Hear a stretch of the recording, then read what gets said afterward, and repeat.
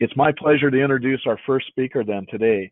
Jim's with us today to present on Missouri's Grazing School Partnership and Grazing Systems.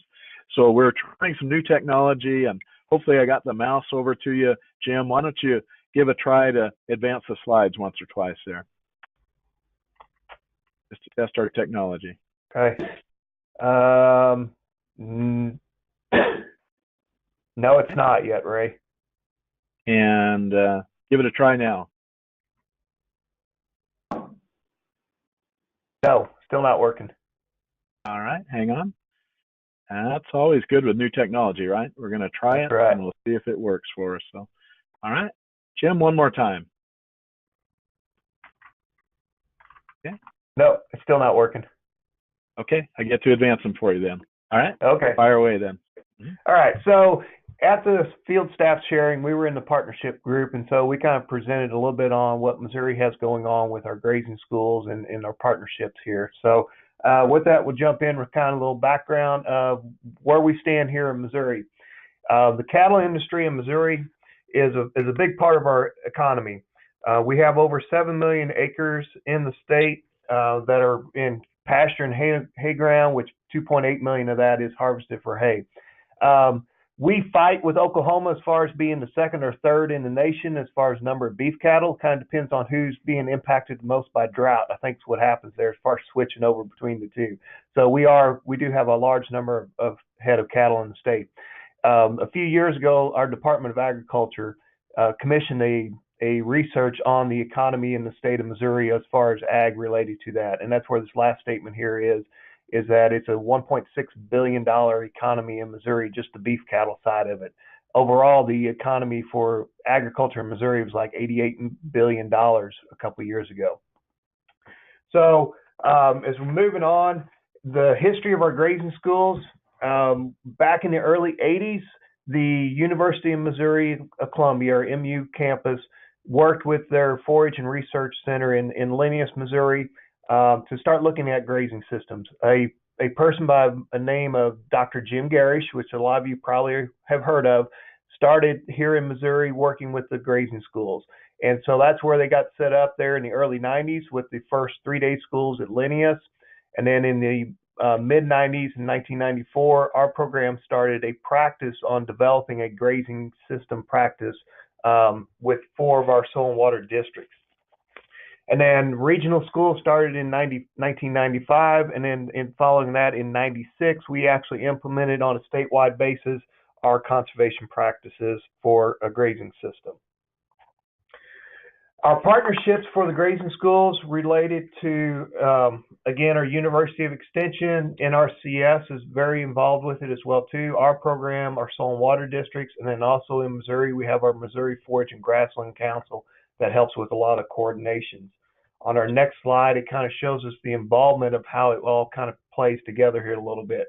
Our soil and water districts are a big part of the system, setting up the grazing schools. They are the host of the grazing schools, coordinating as far as where the locations are, putting the meals together, taking the registrations, things along that lines, as well as they do help with some of the presentations. All the classroom stuff is set up by the NRCS and MU. They work together to determine what is going to be taught through these schools. And then the Forage and Grassland Council has the state broke out into regions and has region coordinators, 2 regional coordinators for each of the areas for the state. And then they help as far as getting the materials out to these grazing schools. The materials that are used, there is a booklet developed by MU Extension. It's available online for purchase. And that is the background for the grazing schools in Missouri. The other thing is a forage stick that we provide to the participants. So as far as the regional schools, there's about 33 of them held per year. As I mentioned before, the soil and water districts are involved with the teaching of it, as well as our MU Extension, the NRCS, and then also the Forage and Grassland Council also has some contract help. They're retired NRCS field staff that help with the coordination efforts and teaching as well too. For the most part, our schools are 3 days. We have a few of them, they try to cram it into 2 days, but it's a lot of materials. But for, like I said, primarily they are 3-day sessions. We've had a few schools that have tried to work with the producers and meet their time frames. So they will hold the classroom activities in the evenings. They'll do like 6 to 9 or something like that, 3 days, 3 evenings during the week, and then they'll meet all day on Saturday. Again, to provide time for the producers that are working off the farm to be able to attend these without having to take time off. Overall, attendance-wise here in Missouri, there's been over 17,000 people that have attended this sessions, and actually from 41 states, and then we've also had 2 countries. We've had from Canada and New Zealand have attended it. On the screen right now, what we're showing is some of the topics. It's a lot of just a background of what is intensive management grazing, how do you match up your livestock with it, how do you grow the proper forages, things along that lines. As far as on our next slide, it goes into a little bit more too of our details. Again, we're trying to set up the system. They're trying to teach them on the proper ways to build fence, what to consider when you're building fence, where to place the livestock water. And as far as on that field tour, they do go to a system that is in place, just kind of doing a field walk to take a look at that system to see how that landowner is utilizing it, how does it work for them, what are the benefits they are seeing and stuff like that. So it gets them some hands-on and looking at a grazing system.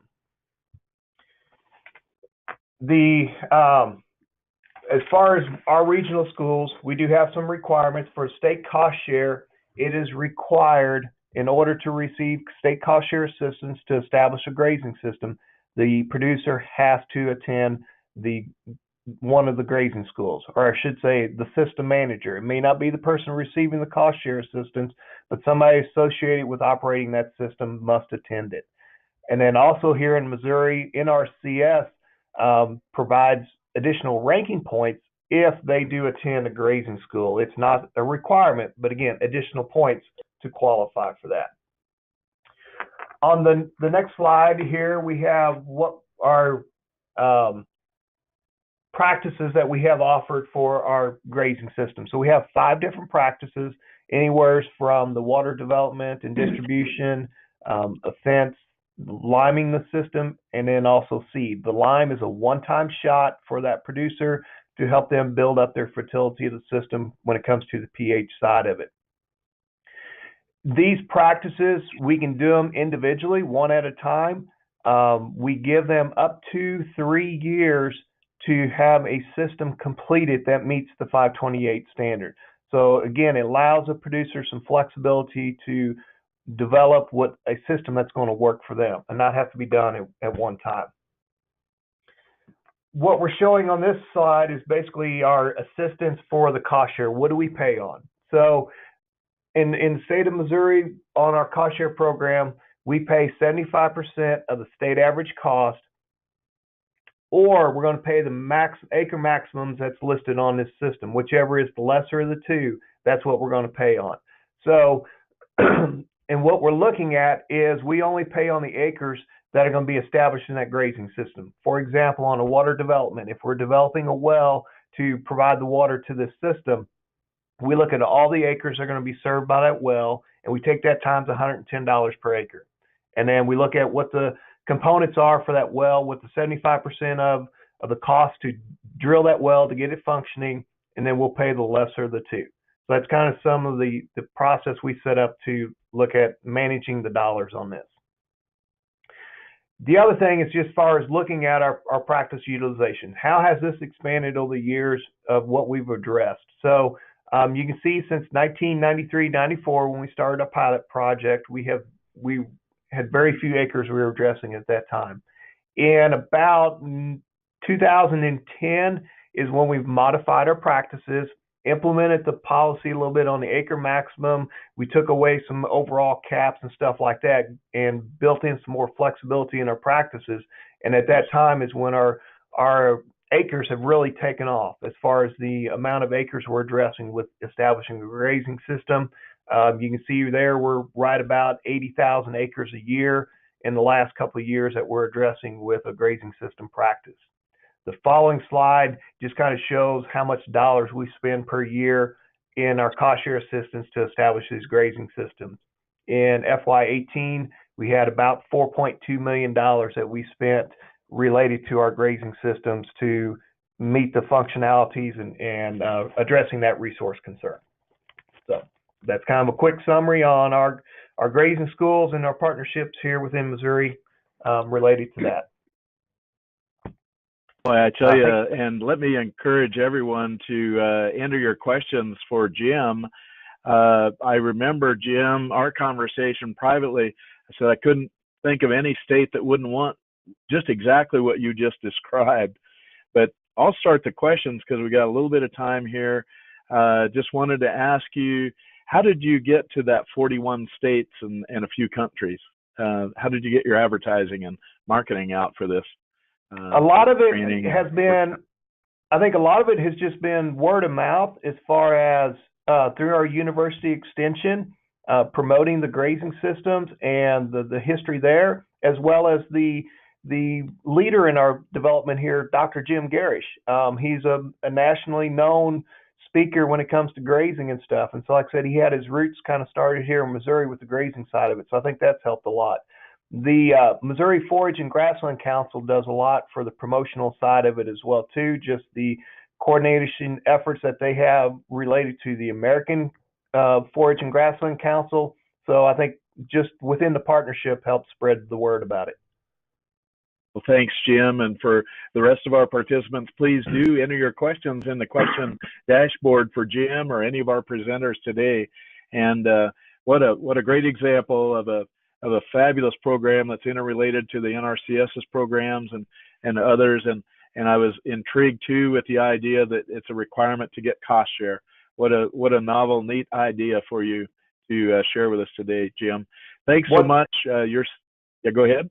Just one quick comment. If anybody is interested in the grazing schools, the Missouri Forage and Grassland Council is in the process right now setting up the schedule for this next year. It will be up on their website here within the next month or so. The grazing schools will run typically from April till late October is kind of the time frame they do run. But like I said, if you just do a search for Missouri Forage and Grassland Council, you'll find them there. Excellent. We did have one question come in. I want to take care of it right now, and then we're going to move to Bob from Arkansas in just a bit. Bob, get all tuned up, practice your mouse control there, and away we go. Is there a test that producers have to pass at the end of a grazing school to be eligible for cost share? No, there's not a test. It's just we have the set criteria that must be presented at the schools, and that's the guidelines that are done by. As long as they attend it, is the only qualifications that we have. We just verify that they have attended the school. Attendance is the key. So no test, no pre or post test or anything like that. No, there's not. All right, folks, you keep please showing up on those questions. And Jim, thanks so much for your presentation today.